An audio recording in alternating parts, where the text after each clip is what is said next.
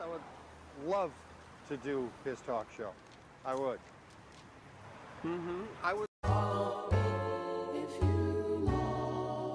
So I finally watched Lost in Translation, and this cut deep. I mean, I've been thinking way too deep about my life since I watched it last night. And today I'm going to recap and review with you guys, but I also want to talk about what I took away from this film. So make sure to like, subscribe, and turn on that notification button for future videos, and let's get into Francis Ford Coppola's daughter, Sofia Coppola, her second full-length film, 2003's Lost in Translation.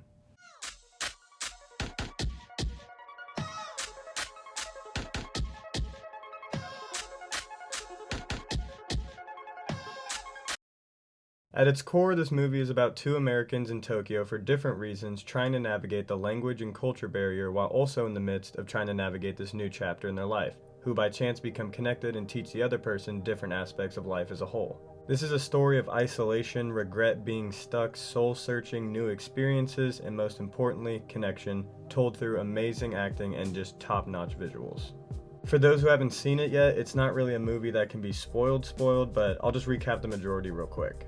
Bill Murray plays Bob Harris, an actor whose golden age is far behind him and is in Tokyo to endorse a brand of whiskey, clearly showing he still wants to get in front of the camera and get busy, but doesn't have the opportunities anymore to do it the way he wants. He is making some good money though, but the importance of it quickly fades away as he's prepared to spend the week drunk and alone where he can't understand anyone. Scarlett Johansson's character Charlotte is a fresh out of college young woman who is married to a photographer, him being the reason they're there for a week, where she is forced to spend the week alone where she can't understand anyone. It doesn't help that she already feels lost in life, not knowing where to go and also not knowing if this is the man she should be married to. As we watch each of them start this week-long journey, close encounter after close encounter finally brings them together. When Charlotte's husband leaves town for 2 days, she takes the opportunity to spend some time and get to know what seems like the only other person who can really understand her right now, and their connection is strong. The shots in this movie are absolutely stunning. I mean, I'm sure you've seen them throughout the video so far, but they do such a great job at making you feel as isolated as the characters feel, while also in these very crowdy and noisy environments. The music matches the mood and story perfectly, some of the songs I even want to add to my Spotify playlist, but you don't even need the amazing acting on top of what's already, and I hate to use this word, but an absolute vibe. But you got Bill Murray, Scarlett Jo, who is 17 in this. I'm not going to get into it, but there are a handful of scenes that are pretty strange and kind of make you feel weird knowing that, and I just tried not to think about it and just turn away, but I don't know, it is kind of weird, but that's not this conversation. Her acting at such a young age though is very impressive, and the chemistry between them is great. I got it at 4.5 stars on my Letterboxd. It's more of a 4.25, but you know, we know about the ratings. But if a movie can make me think and move like Lost in Translation did and just looks that beautiful, it's a top 100 favorite for me just as of now. I related to each Bill Murray and Scarlett's characters for different but very similar reasons, which is a driving point in their connection.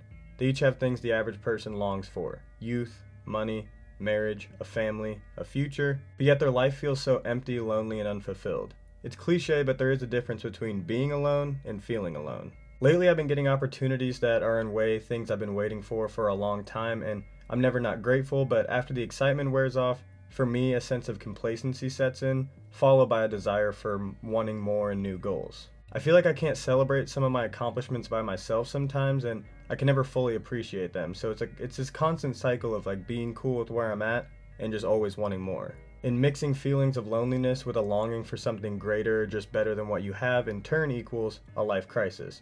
For me and people in my age group like Charlotte's character, it's a quarter-life crisis. For Bob and many other middle-aged people, it's the midlife crisis. Many people try to combat this with spontaneous, sometimes erratic behavior, and it can always go one of two ways. You find a way to not feel alone with yourself and begin loving yourself more, or you feel like you can never be truly happy without the connection of others, whether that's a life partner, a friend, or just someone you're connected to.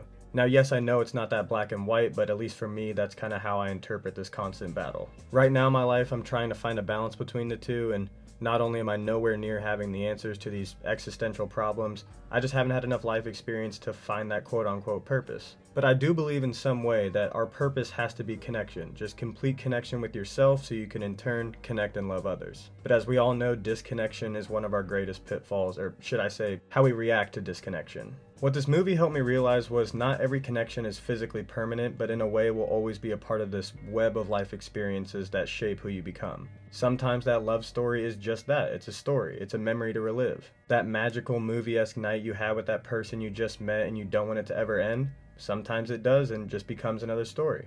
I know this one might hit too hard, but that person you saw across the bar that was just your type and you locked eyes, but the furthest you ever got was a smile and this romanticized future in your head, as it becomes another movie that will just never be made. And maybe you did think you were finally there and you found that person and they hurt you worse than you could ever imagine.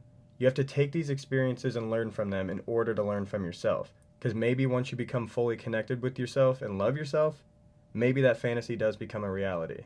Again, I'm not trying to ring in the cliches here, but you have to answer the knock at the door of opportunity as much as you can. I know it's a lot easier said than done, but gaining life experience can happen at all levels in all walks of life. You want to take a chance with your crush? Do it. If you fall flat on your face, that doesn't mean next time you keep this guard up so you don't fall. You have to learn and look inside, and next time you'll not only be more experienced, but you'll get better at knowing how to care for yourself when you do fall, because you will fall again many, many times. Maybe I'm wrong with all this and you guys are like, how does it connect to the movie? But this is just right when the movie ended, I started writing this and this is just how it made me feel. But sometimes feeling some pain or just some emotion can be better than feeling nothing. If you keep disconnecting yourself from everyone around you, including yourself, you won't feel all the wonderful things life has to offer. I mean, shit, you might even start missing the feeling of pain because at least that means you know that you're alive and connected with something. So explore, get lost, experience new cultures, try new hobbies, take chances, do whatever you can to gain more life experience because we all have such a long journey to go